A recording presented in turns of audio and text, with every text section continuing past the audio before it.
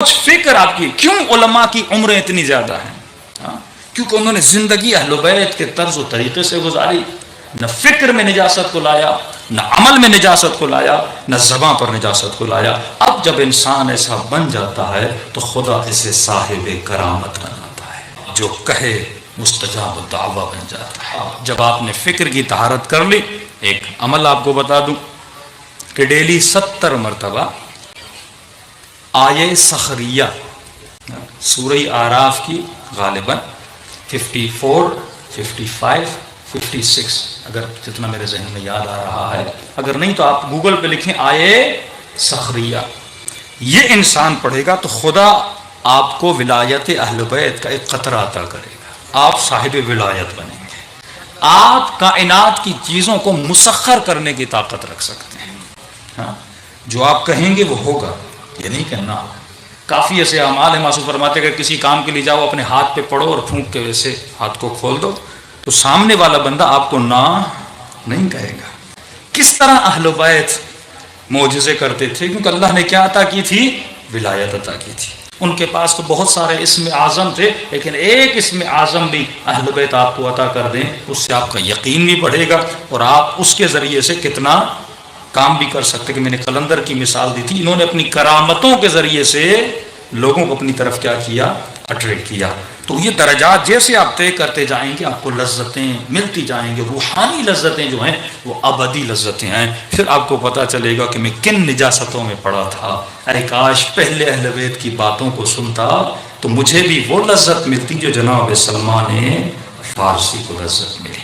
کل میں نے بتایا تھا آپ کو قرآن کی وہ صورتیں جو سبح اور جو سبح سے شروع ہوتی ہیں، کئی واقعات ہیں جن لوگوں کو یہ آپ آزما کر دیکھیے، زیادہ نہیں میں کہتا ہوں آپ 2 مہینہ یہ عمل کریں، ہاں پھر آپ مجھے فون کر کے بتائیے کہ آپ کو خواب میں کس کس معصوم کی زیارت، معصوم کی نہیں تو ملائکوں کی زیارت ہوگی، آپ کے مسائل آپ کے خوابوں میں حل ہو جائیں گے۔ آج دوسرا ورد یاد کر لیجئے، وہ ہے ذکر یونسیہ۔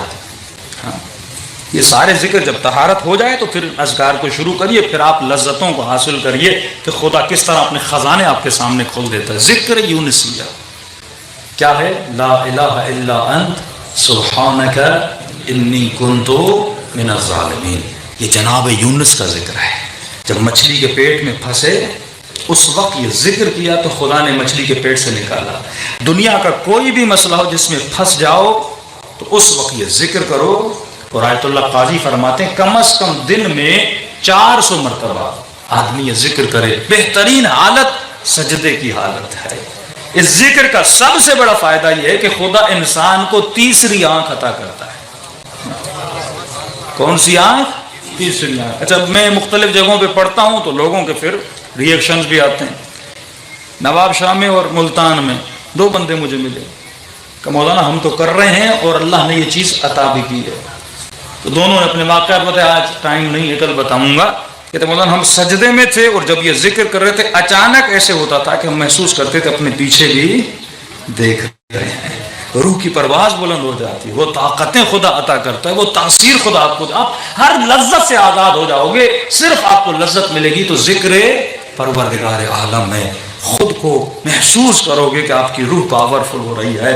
کیوں فضول لذتوں میں پڑے ہو؟ 2 گھنٹے ڈرامے دیکھتے ہو، ٹی وی دیکھتے ہو، اس سے اچھا ہے کہ سجدے میں چلے جاؤ اور ایسے سجدہ کرو جیسے حسین نے کربلا میں سجدہ